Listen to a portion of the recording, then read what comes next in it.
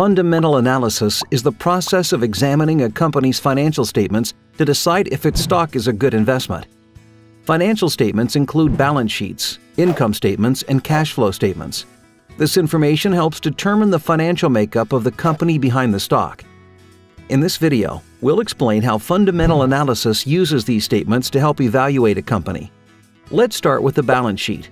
This document compares the company's current assets to its liabilities and owner's equity. Let's define these terms. First, we have assets, which are items the company owns and have the potential to provide future value. Assets are usually comprised of cash, equipment, and property. Next are liabilities. Liabilities are usually debts or accounts that need to be paid. Often a liability on the balance sheet has an offsetting asset that helps the number stay level.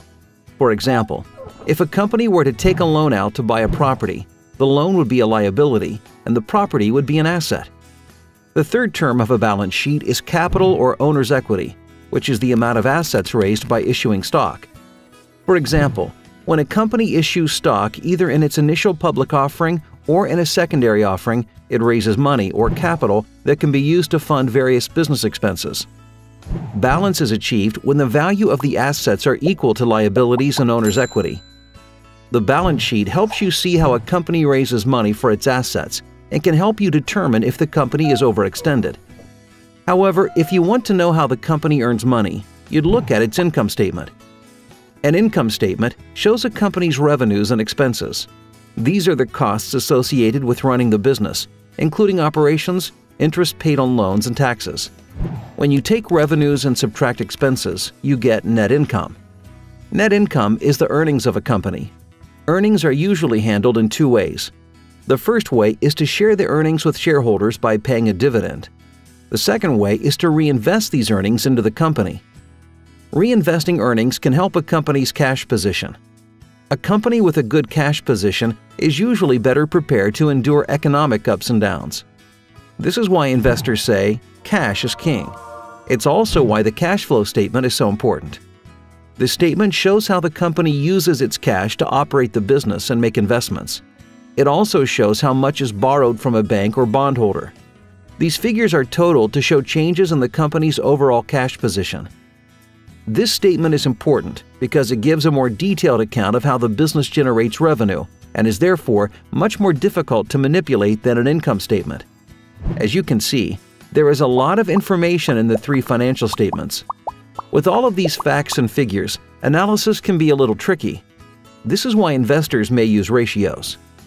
There are several ratios that can help an investor compare stocks, but we'll focus on one of the most common, the price to earnings or PE ratio. Let's say you have one stock that costs $6 a share, another at $35 a share, and a third at $132 a share. How would you know which one is the best value? You might assume the $6 stock is the best value because it's the cheapest. However, this might not be the case because a company's value may depend largely on the company's earnings. The PE ratio allows you to look beyond the price of a stock to see which company could be the best value. To create this ratio, first divide the net income or earnings by the number of outstanding shares. This number is called earnings per share or EPS. Next, divide the price of the stock by the EPS to get the PE ratio. The first company is trading at $6 and has an EPS of 20 cents, resulting in a PE of 30.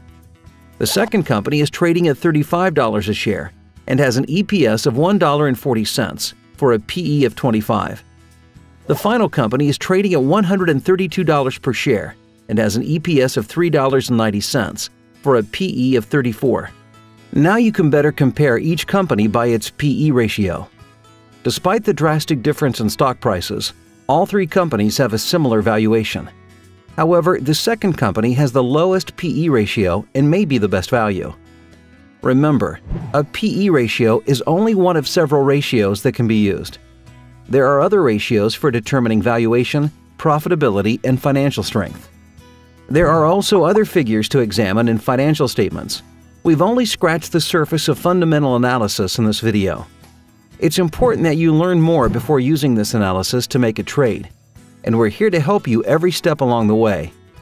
Take control of your financial future today with premier education brought to you by InvestTools from TD Ameritrade Holding Corp.